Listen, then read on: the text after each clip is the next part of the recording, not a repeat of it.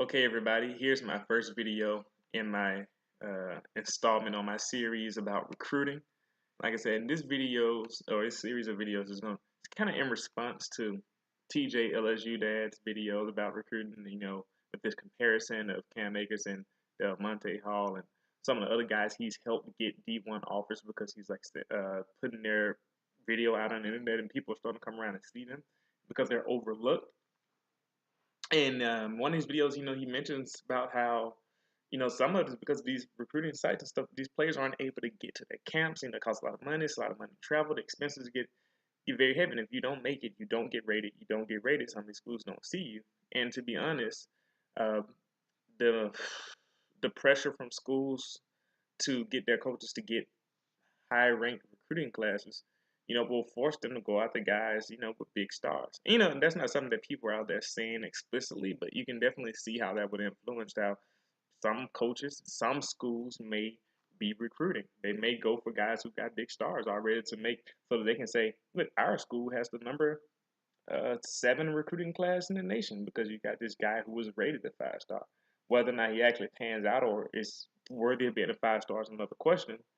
But, that was the rating that he got, and that's what's going to help your recruiting class look good in the end. So one of the things, so I'm just going to kind of go through some of my notes. This is kind of like the introductory aspect. I'm going to talk into some specific examples later on.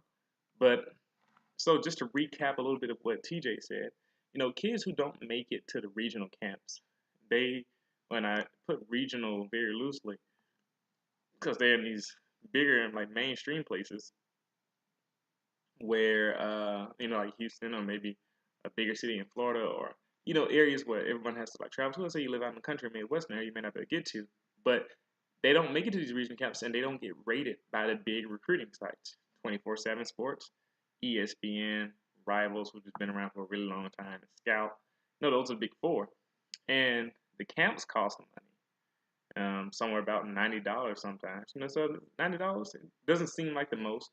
But then you have to factor in the cost of traveling, and in camps last more than one day, so expenses of lodging and staying in certain areas, which can be a few $100s, and spending about $1,000 on traveling around and going to these camps. That's money that a lot of these kids, a lot of these parents don't have, and that can make it very difficult for them to get rated, for them to get these sites to take a look at them and to, get them noticed by some of these schools. And so when you're thinking about that, you have to acknowledge that recruiting is a business. These recruiting sites, they are a business. They are looking for money. And they get it through these subscriptions on the website and whatnot, and more than that a little bit. But just the fact that it's a business, it can get shady with some of the practices that they do.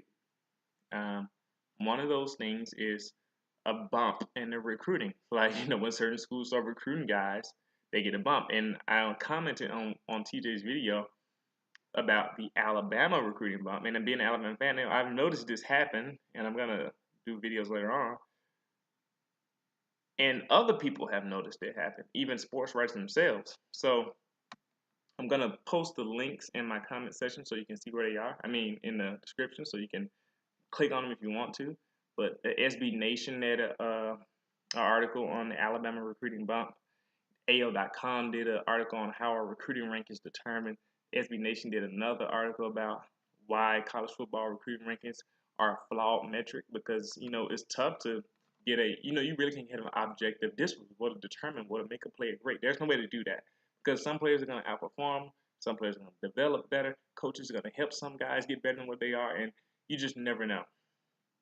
But these are the words of Tom Luginbill himself, Tom Luginbill from ESPN. I put it in quotes. Keep in mind that a lot of these recruiting websites and resources are reliant upon revenue of a fan signing up for a team site.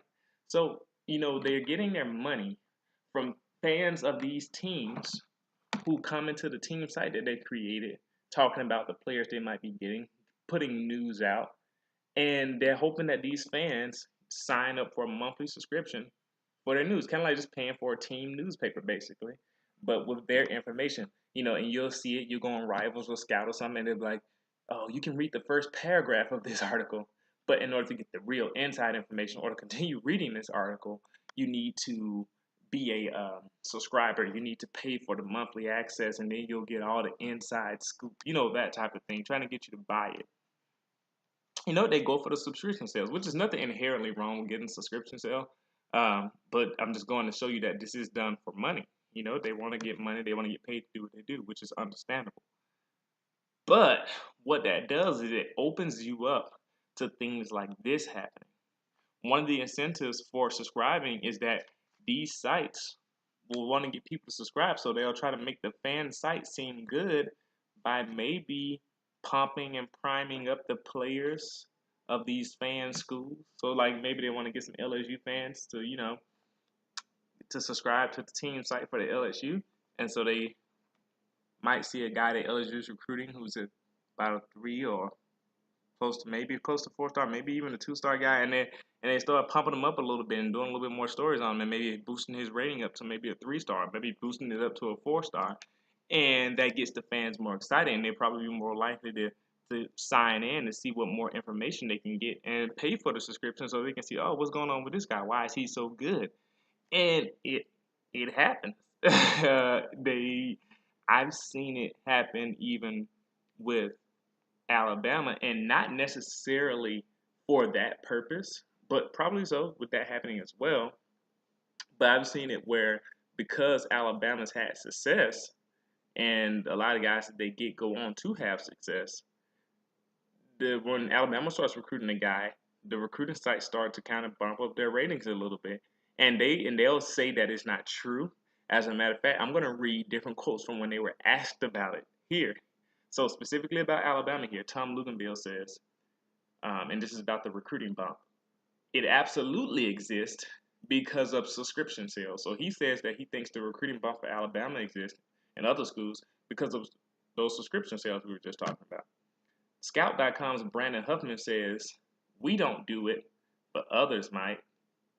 Yeah, interesting, huh? So it's like, you don't know.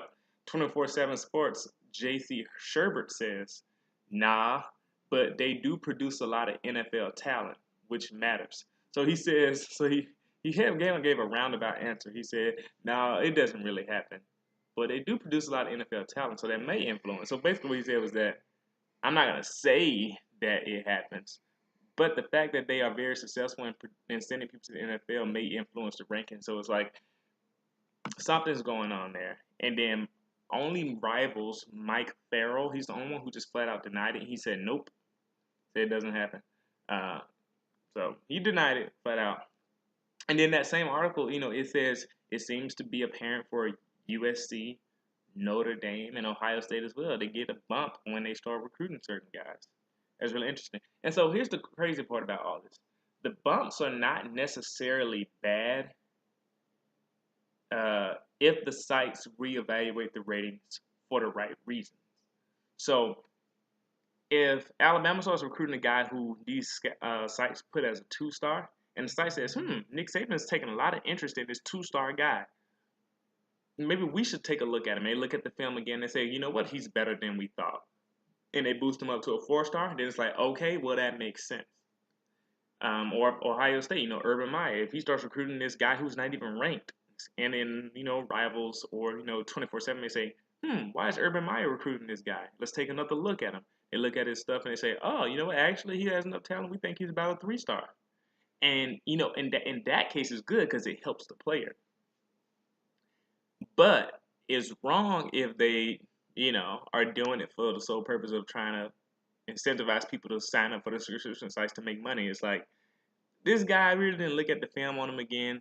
We just boosted his rating up just because we saw Nick Saban recruiting him, and this will make other teams who are recruiting him, this will make their fans more interested in following him, and we do a lot of stories on him, so they'll want to subscribe to our site and look at more articles about him and give us more money. Now, I believe that's wrong. They shouldn't be doing that.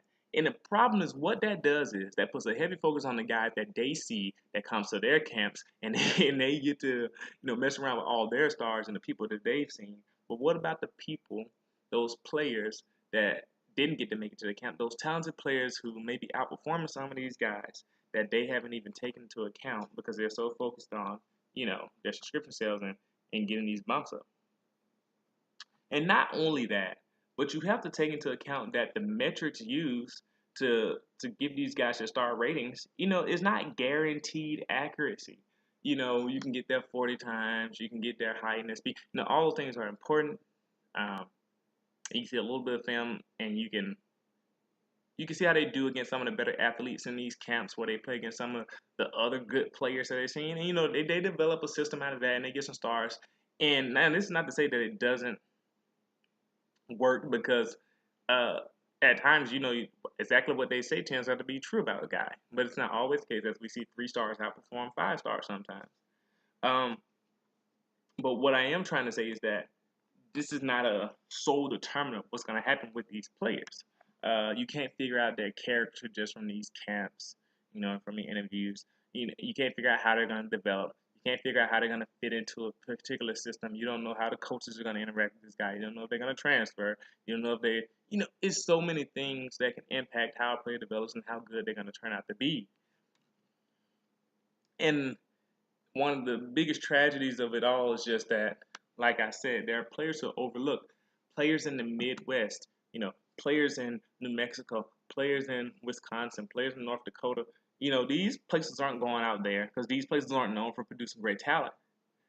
But these players are getting overlooked. There are players out there who are really good who make it to the NFL, in places like Colorado, and because these sites aren't getting to them, no one knows about them, and it's hard for them to get recruited. I mean, just last year or the year before that, there was this quarterback out there in New Mexico who's like setting all these state records, passing for more yards, and apparently had a lot of talent than anybody else, but he no D1 offers really. No one really coming after him. I have to look up the story again. I read it, but he wasn't getting any interest. And it's really sad to see. Same thing with Joshua Jacobs for Alabama this past year. No one really touched him until like a month before signing day out there in Oklahoma. And like I said, it's because these guys they can't make it to these camps. They're not getting a lot of attention, and they don't get any media fanfare.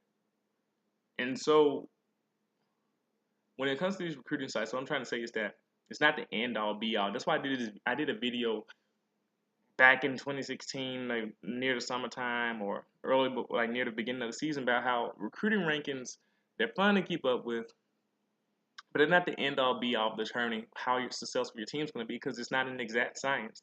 Uh, there's nothing really that can show you for sure that this is what's going to happen. So like, you really have to trust your coach's evaluation of the player's talent is what matters the most. That's why you can see teams with the recruiting class that's not even ranked in the top 50 end up being a top 10 team by the time the end of the season. Or you can see teams who had a top 5 recruiting class end up not ranked at the end of the season. You can see teams who had a middling recruiting class end up being, one of the top classes. And you see a team with the second or third class end up being behind. But you also see that when they are right, they hit well, like with Alabama with these number 1 recruiting classes. Alabama, Nick Saban evaluates talent well, so they're consistently ranked number 1 in the season and number 1 in recruiting class. It matches up with them. Teams like Florida State and Ohio State, they recruit well too, and they tend to be high in rankings. But then you also got teams like Florida who recruits really well and doesn't always turn out to have successful seasons. So you can see the mix. And then Wisconsin, which doesn't have like humongous recruiting classes either, and they tend to be in the top 10 all the time too. And so you can see where I'm going with this. And there's just a lot that goes into these factors. And we really have to get these sites. And really, it's not just sites, but they have to be taken account too. They have to go out and look for more players than what they get to come to their regional camps in the big areas. Because you got players in country areas of Louisiana. You got players in unseen areas of Alabama. You got players in Georgia, Mississippi, all over, who in these areas that don't get to make it to the big market cities for these camps, and they get overlooked because they're not there. And really, some of that's on the coaches too. It's not all the sites. I was just using this to show you how the sites are involved, but the coaches also had to get out there and develop more relationship with the players. Like I heard that, despite the situation was going on now, but when Art Browse was at Baylor, he had a lot of good relationships with the head coaches, and they saw guys who were talented too in other areas, and they said maybe you should go check him out. And I think the coaches and the high school coaches have to work together in figuring that out. So this is my first video on this installment. My next video will specifically be talking about some Alabama commitments over the years who were lower ranked, who turned out to be stars of the team. Some 3-star guys, 2-star guys who ended up, outperforming some of the 5-star guys, guys who transferred, guys who left, guys who didn't pan out, 4 and 5-star guys. And that just shows you how they're able to evaluate talent. And I might do this for other teams too. Thanks for listening. Let me know what you want me to talk, what teams you may want me to look at to do this for as well, and be on the lookout. Thanks for paying attention, guys.